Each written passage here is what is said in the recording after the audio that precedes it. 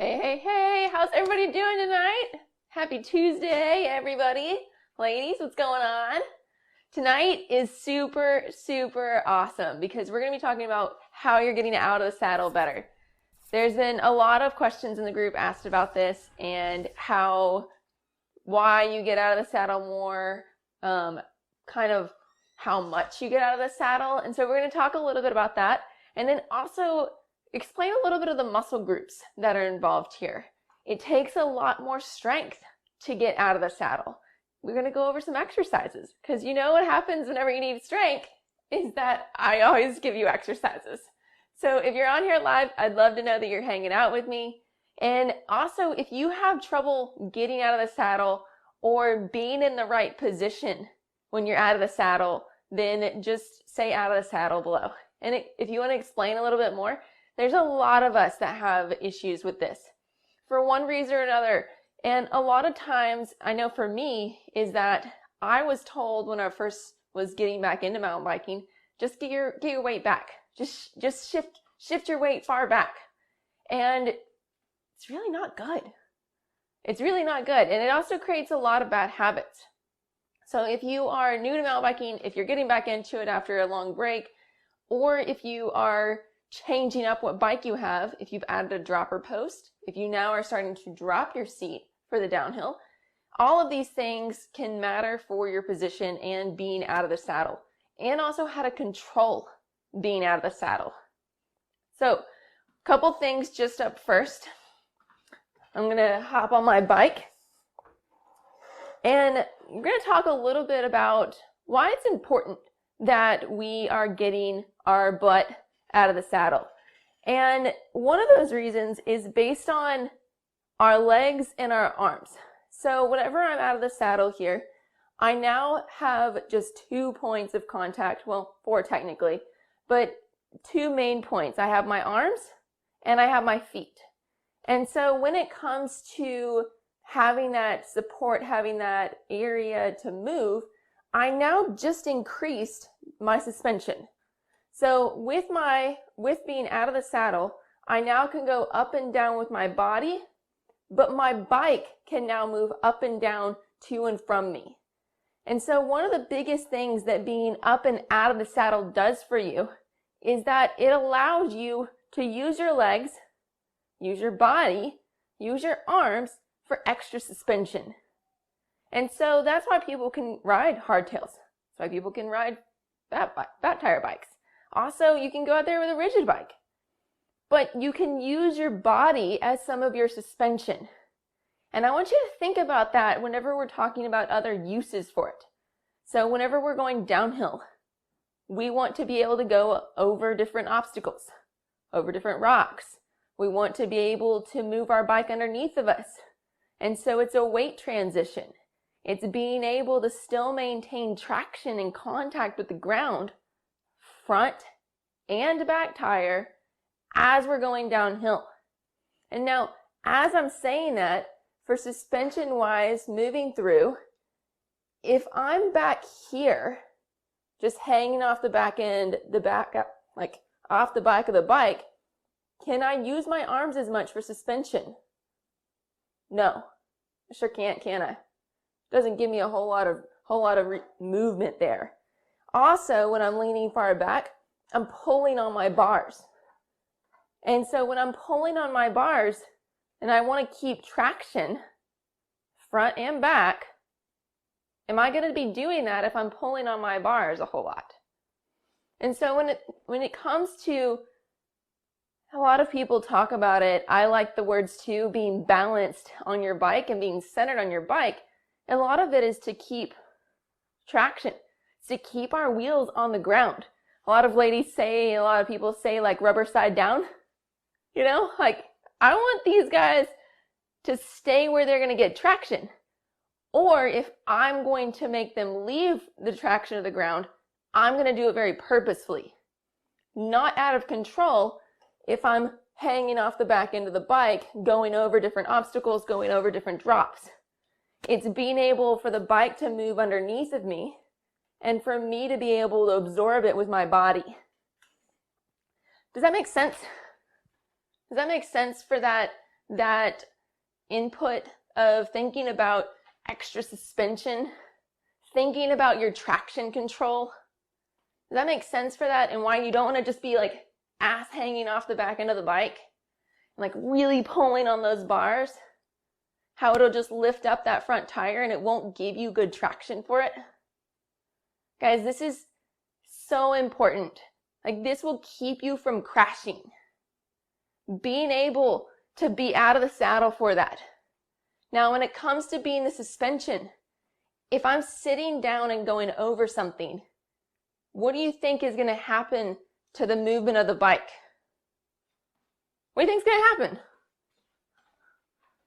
I know that we've all felt it before. If I'm sitting down and I go over something, all of a sudden I'm bouncing everywhere and I feel like I'm going to get chucked over the front of the bars.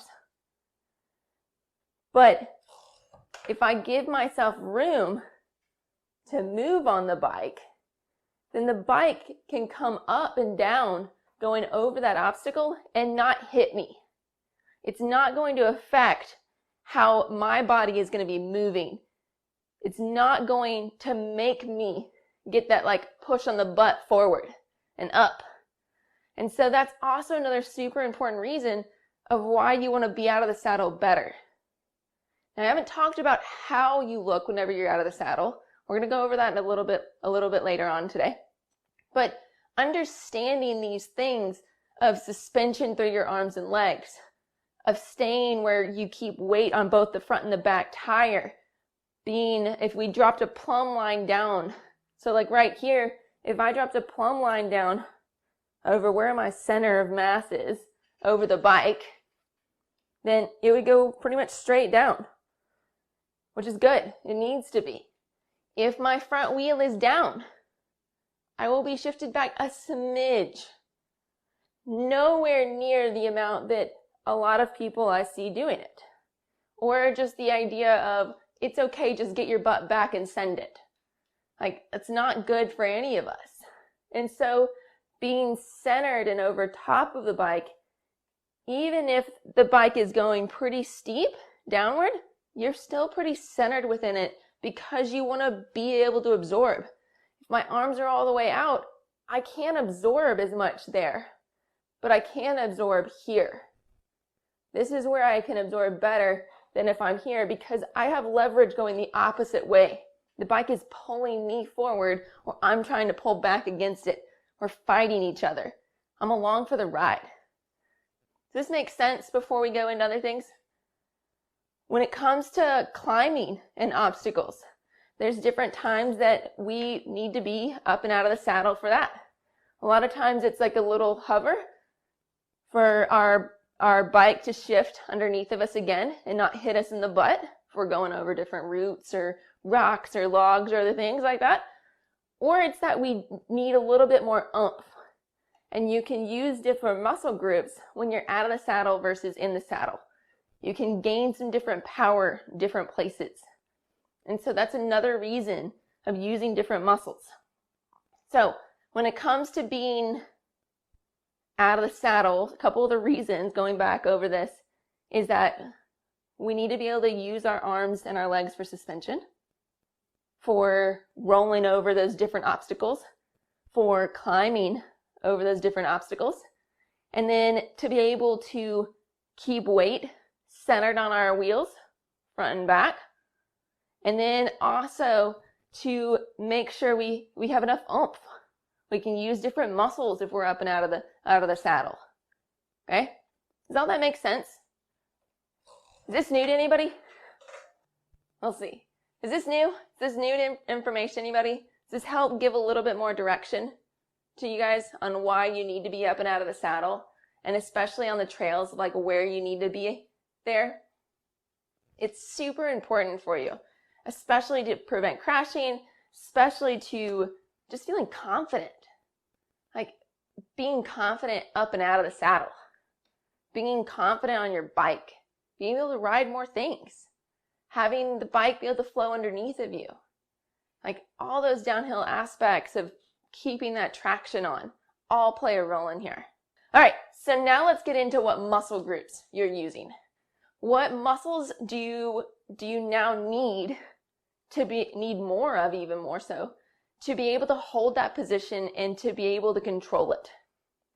So I'm an engineer for background, then turned PT. And so biomechanics and understanding where forces come from and understanding where forces go to is my jam. Like, I freaking love it, guys. And so as you're up and out of the saddle, you now, as I said, have those 4 points of contact, or 2 main ones, your arms and your legs, aka your hands and your feet. And that's where we get our solid base from. Now, our solid base on a bike is different than our solid base on ground. Why? Because we're on 2 wheels. Like, it's moving, it's shifting, it's going forward. Like, it's completely more dynamic for it. And so when it comes to our different movements, our arms need to do different things than our legs need to do. And when it comes to, like, if I'm going to start running, my legs are on the ground, my point of contact are my feet. And so I use that point of contact to use other muscle groups. Well, my feet aren't going to move anywhere unless I'm pedaling. But they need to get their firm grounding, their base of support from up the chain. Because my moving thing are now my legs, I can't use the ground as my base of support. And so when that base of support comes and you're up and out of the saddle, it's that I now need my core, my hips, to be my base of support to really power through. And so the biggest part is my trunk. Otherwise, we end up pulling on our bars to gain traction, to use our hips better. Which sometimes whenever we're just like cruising, we want to just get a burst of speed. You know how you can like pull on your handlebars and your legs can get going real fast? And like you can get that power. Like, that's not always bad, but it doesn't always need to be the case. I don't always need to be pulling on my handlebars to get traction, to get control for my legs to work, for my hips to work, for my quads to work. I need my core to be my base, my stable pull from, so then my hip can do the work for me. So then my legs can do the work for me. So I can weight one leg and then the other leg more so. So then also my core is my support for my upper body. So I can keep my chest open. I can breathe. I can move one arm separate from the other. I can make sure I can load and weight differently. I can move up and down. And so being able to be up and out of the saddle takes a ton of core strength.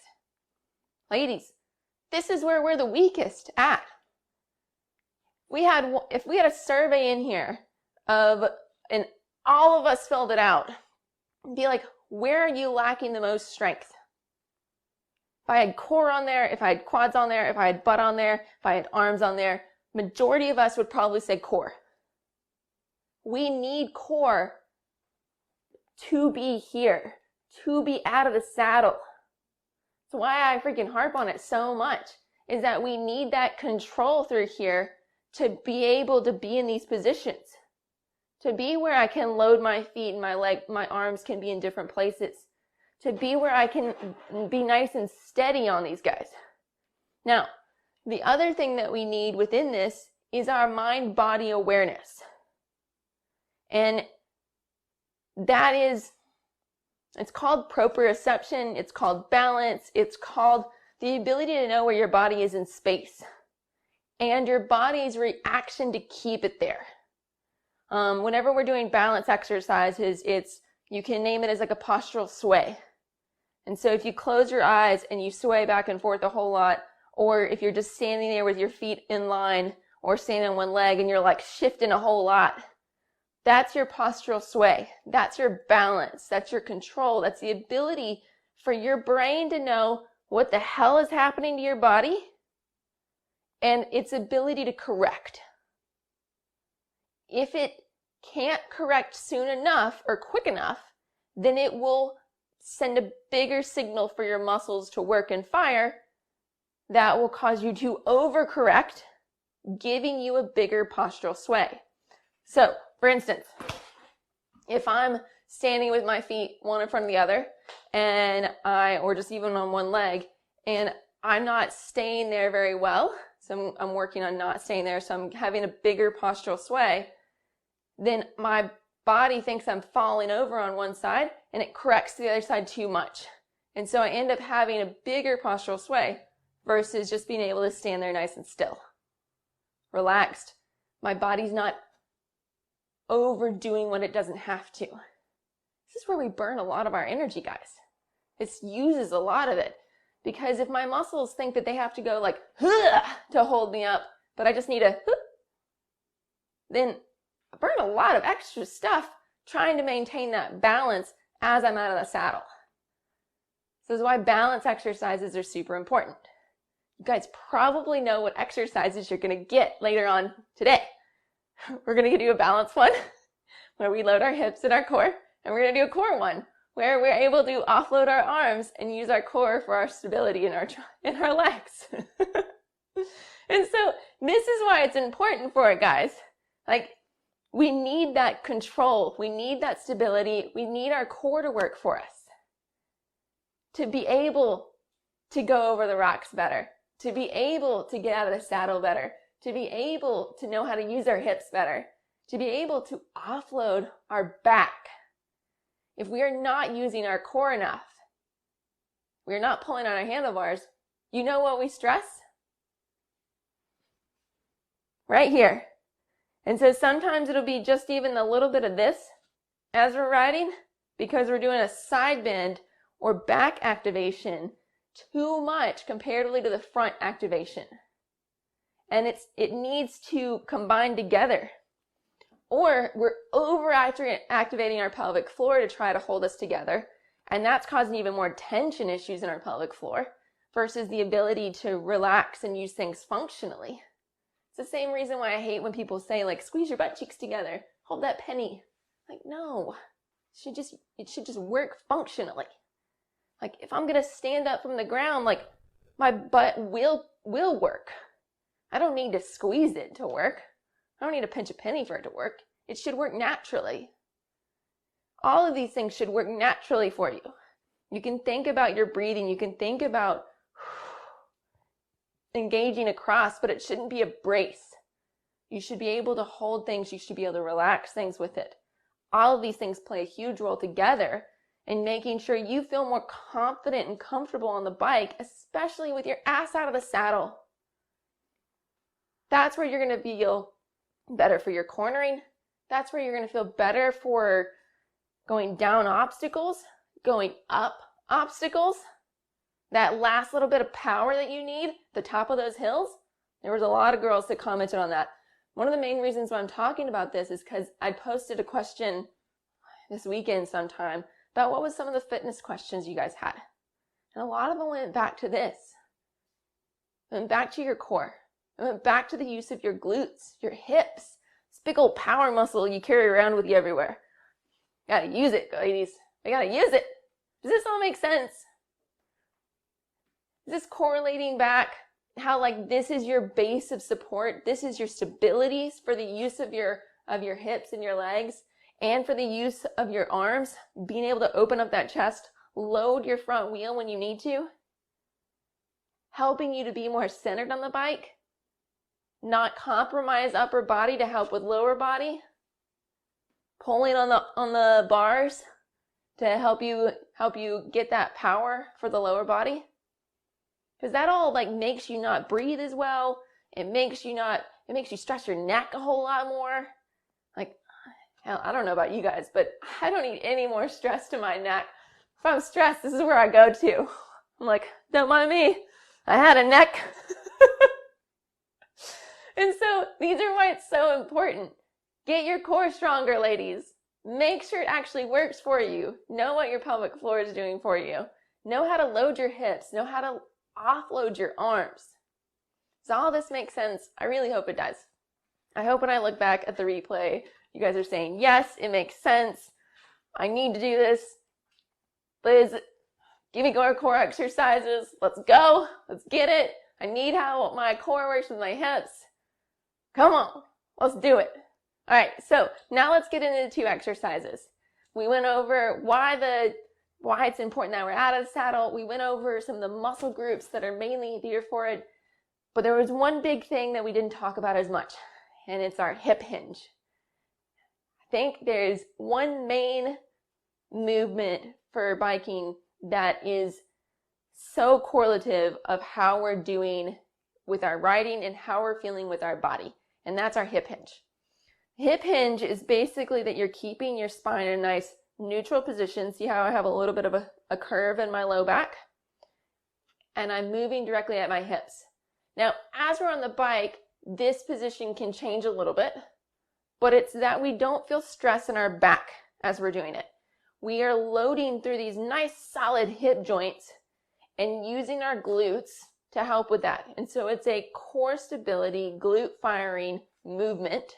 And that's what we need for whenever we're on the bike. So first exercise we're going to be doing is going to be about that hip hinge, and it's going to be about balance within that. So let me lower this down so you can see my feet. So what you're going to be doing is you're going to be standing on one leg. You're going to be hip hinged forward. See how my weight, my butt is shifting back as my chest comes down. Now, if I just shift my butt back and do like more of this squat position, my quad is going to be holding all of my load, and it's probably going to stress my back. This probably is really similar to a lot of you guys as you're going downhill, is that you get into this position versus this position. What's the main difference between those two? What's the main difference between here and here? It's that my chest actually is coming down. My chest goes forward.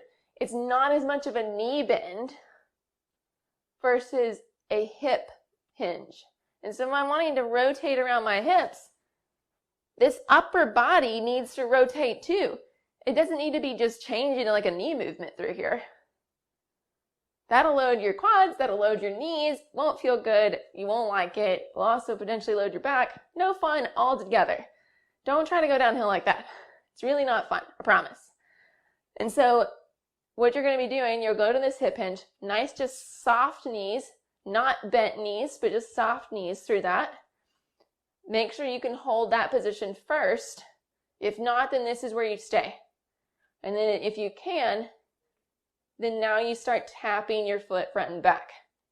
The ladies on the Climb Crushers on the team know this exercise because it's in their core balance area.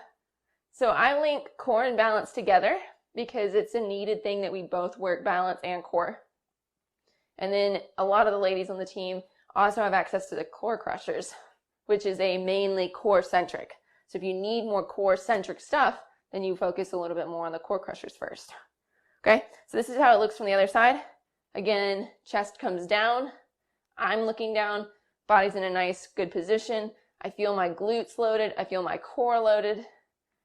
And I feel my leg having to work too a little bit because I'm balancing. But it's mainly that glute that's there. And then this is dynamic control. This is me moving over obstacles and doing different things there. So that's exercise number 1. If you find you're stressing your back in this, then that's when you need to look. Are you doing like a stripper booty style and having a whole lot of back arch? Or are you sagging down and not keeping that nice straight spine? And so it's that nice middle ground in between of where you feel this corset around through your core. Okay? Some of you ladies, this may be too much for you. We may need to step back and do more core work.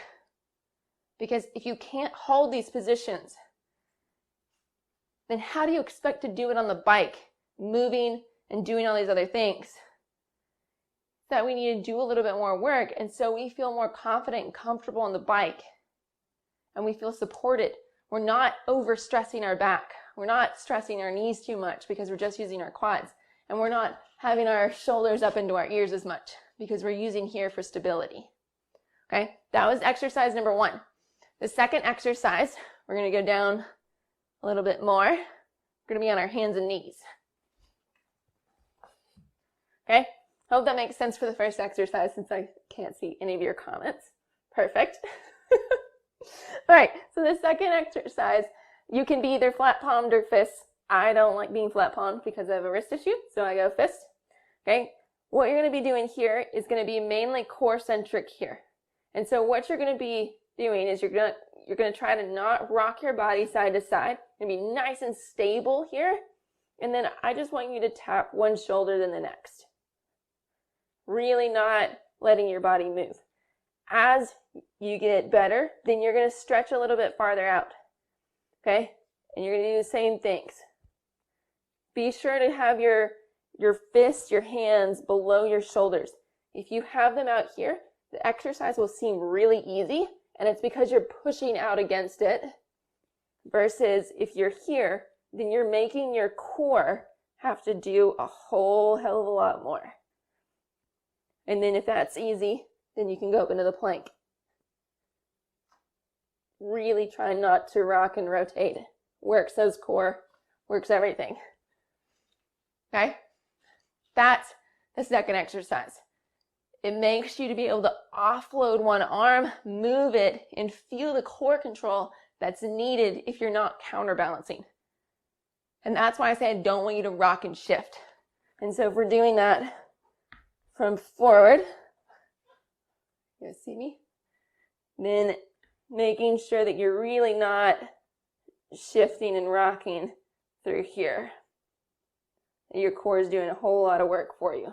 And obviously if you go fingers out, you'll get some support and stability from there. So, recap for what we went over today. It's a big Tuesday talk.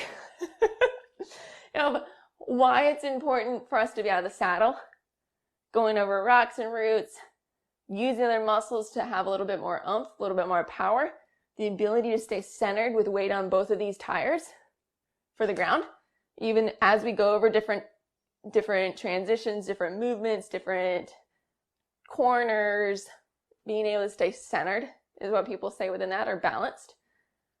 When we do this and when we have those is downhill, jumping, different obstacles, climbing for that more oomph. And then also for our muscles. What muscles are we using? Our core is a huge aspect within that. That's where we gain our stability and control from. So we can use our legs separately from our arms and not pull with our arms or try to push with our legs too much. Like it's that balancing aspect. So we can use both separately. Load our hips, feel balanced. That's that control aspect of knowing where we are in space and our brain's ability to interpret that and make other muscles fire. We went over 2 different exercises. That foot tap, where we were holding a hip hinge, balanced, can exercise control from there. And then also our arm raise, where we were tapping our shoulders for that. I hope all this makes sense. I hope it makes sense for why these things are so important for your function on the bike, your use on the bike, how you feel on the bike. If you have any questions, let me know. And that I hope you enjoyed this talk. And that it gave you some different inklings. I hope it gave you some ideas of why you need to be doing this.